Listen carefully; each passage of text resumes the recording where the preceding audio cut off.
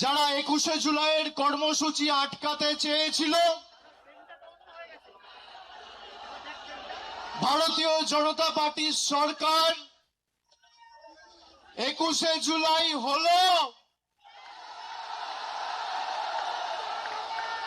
BJP সরকার 21শে জুলাই আটকাতে পারলেন, শুভেন্দু অধিকারী 21শে জুলাই আটকাতে পারলেন, অমিত শাহ 21শে জুলাই আটকাতে পারলেন, কলকাতা পুলিশ 21শে জুলাই আটকাতে পারলেন। আজকের এই সমাবেশ প্রমাণ করে দিচ্ছে তৃণমূল কংগ্রেসের কর্মীদের কোনো বিকল্প নেই। যারা নিজেদের তৃণমূল বলে দাবি করত, গিয়ে একবার দেখে আসুন মেয়র রোডে যে কটা লোক রয়েছে, গ্রামে জেসিবি দিয়ে মাটি কোপানোর সময়ের থেকে বেশি লোক হয়। ভালো তৃণমূল, তাই না? কর্মী কোথায়? জনতা কোথায়? মমতা বন্দ্যোপাধ্যায় যেখানে, জনতা সেখানে। অনেক বড় কেউকেটা হয়েছেন। এই গাছগুলো দেখছেন, একটা পাতা যদি ঝরে পড়ে যায়, একটা ডাল যদি কেউ কেটে ফেলে দেয়, তার সবুজ আর কেউ ধরে রাখতে পারে না। সেই ডালের মধ্যে, পাতার মধ্যে আর কোনোদিন প্রাণ কেউ সঞ্চার করতে পারে না। তার শক্তি তার শিকড়ে। একইভাবে তৃণমূলের শিকড়ের নাম মমতা বন্দ্যোপাধ্যায়, যার আদর্শ আন্দোলনকে সামনে রেখে হাজার হাজার লক্ষ লক্ষ কর্মীরা আপসহীন লড়াই সংগ্রাম করে দলকে আজকে বটবৃক্ষে পরিণত করেছে। তারা যদি ভাবে যে গদ্দারি বেঈমানি করে দলকে দুর্বল করব, তৃণমূল কংগ্রেস আরো শক্তিশালী হবে। যারা আজকের সভায় এসছেন, আমি কুর্নিশ জানাই প্রত্যেকটা কর্মীকে। যারা বলেছিল তৃণমূল কংগ্রেস শেষ, তৃণমূল কংগ্রেসকে পুড়িয়ে ছাড়খাড় করে দেব, সেই আগুনের স্ফুলিঙ্গ থেকে নতুন অগ্নিশিখার জন্ম হবে এবং তৃণমূল কংগ্রেস আরো শক্তিশালী হবে আগামী দিন। কারোর ক্ষমতা নেই।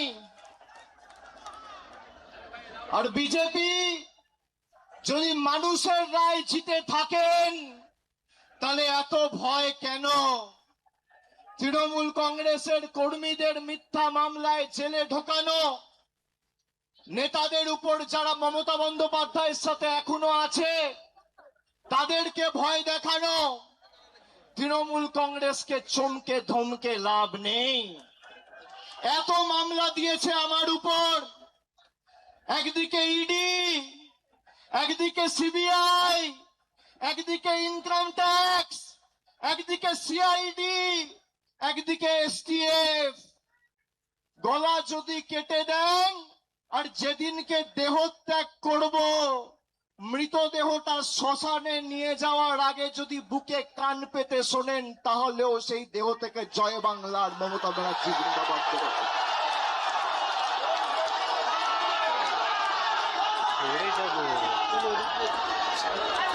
ইতিহাস প্রতিকূলতার বিরুদ্ধে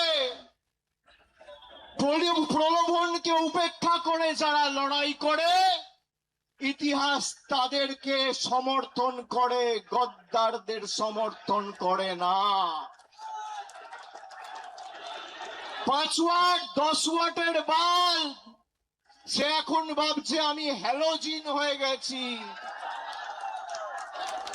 আরে বিদ্যুৎ সঞ্চার করছে মমতা ব্যানার্জি, শক্তি কেন্দ্র মমতা বন্দ্যোপাধ্যায়, যার আদর্শকে সামনে রেখে আপনার রাজনৈতিক পরিচয়, পথ চলা,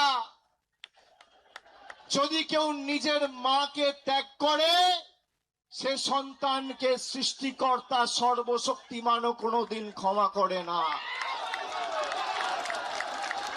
যারা গেছে, আমি নেত্রীকে অনুরোধ করব, দয়া করে আগামী দিনে একটা কেউ ফেরত নেবেন না, একটা কেউ ফেরত নেবেন না।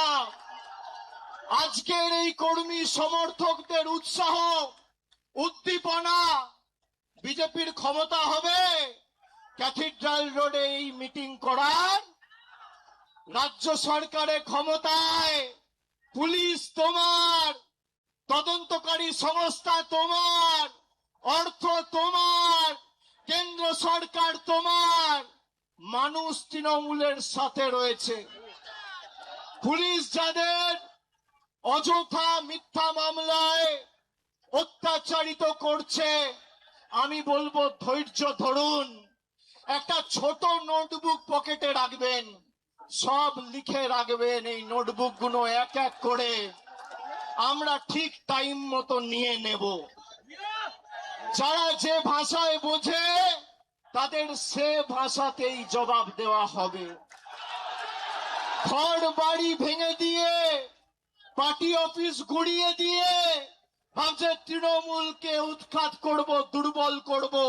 আরে ফুটপাতে থাকবো, তোদেরকে হারাবো, বাংলা থেকে উৎখাত করব, কথা দিয়ে গেল। দেখি কত ক্ষমতা,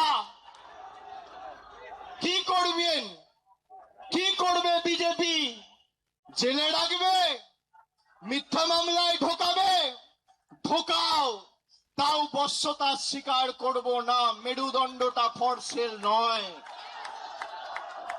যারা মমতা ব্যানার্জির ছবিকে পিছনে রেখে আর জোড়া ফুল চিহ্নটাকে সামনে রেখে 2024 নির্বাচনে জিতেছে, তারা বলছে আমরা এখন এনডিএ কে সমর্থন করব। মানুষ ক্ষমা করবে? করবে? আপনাদের মধ্যে অনেকে কাউন্টিং এ ছিলেন, কিভাবে বিজেপি কাউন্টিং এ চুরি করে জিতেছে আপনারা সাক্ষী রয়েছে। যারা রামের নামে ভোট চেয়েছিল, সেই রাম মন্দিরে চুরির দায় এই বিজেপির। রাম মন্দিরে নোট চুরি আর ইভিএম এ ভোট চুরি, এই হচ্ছে বিজেপির প্রকৃত স্বরূপ। আর যারা গা বাঁচাতে, পিঠ বাঁচাতে বালিশ চাটার গ্রুপে যাচ্ছেন, এদেরকে তৃণমূল বলবেন না, বলবেন বালিশ চাটা। খালি বিসি বললেই হবে। বিসি, বিসির অনেক মানে হয়। বালিশ চাটা, আমি আর বেশি কিছু বললাম না। হয় পুলিশের কাছে মামলায় ধৃত, আর না হলে মেরুদণ্ড বিক্রি করে বালিশ চাটা ঋতব্রত, এই দুটো ছাড়া গদ্দারদের উপায় নেই। আমি বক্তব্য দীর্ঘায়িত করব না, খালি আপনাদের বলবো আপনারা শক্ত থাকুন। আমাদের আগামী দিনের লড়াইয়ের ময়দানে আবার দেখা হবে। বিশেষ করে যে সমস্ত তৃণমূল কংগ্রেসের নির্বাচনী সিম্বলে, তৃণমূলের সিম্বলে, জোড়া ফুল সিম্বলে নির্বাচিত হয়ে যারা পিঠ বাঁচাতে নিজেদের মেরুদণ্ড বিক্রি করে ওদিকে গেছে, আমরা প্রত্যেকটা বিধানসভায় গিয়ে মানুষের কাছে ক্ষমা প্রার্থনা করে আসব। আগামী দিন লড়াইয়ের ময়দানে দেখা হবে। আমি তৃণমূল কংগ্রেসের নির্ভীক, সাহসী, সংগ্রামী, দেবতুল্য কর্মীদের আমার অন্তরের শ্রদ্ধা, কৃতজ্ঞতা, প্রণাম এবং কুর্নিশ জানিয়ে আমার বক্তব্য এখানে শেষ করছি। এরপর নেত্রী বলবেন, তার কথা আমরা শুনবো। আমাদের ভিডিও ভালো লাগলে লাইক এবং শেয়ার করুন। কমেন্ট সেকশনে গিয়ে জানান আপনাদের মতামত। আরও ভিডিও পেতে আমাদের চ্যানেল সাবস্ক্রাইব করুন এবং প্রতি মুহূর্তে খবরের আপডেট পেতে প্রেস করুন বেল আইকন।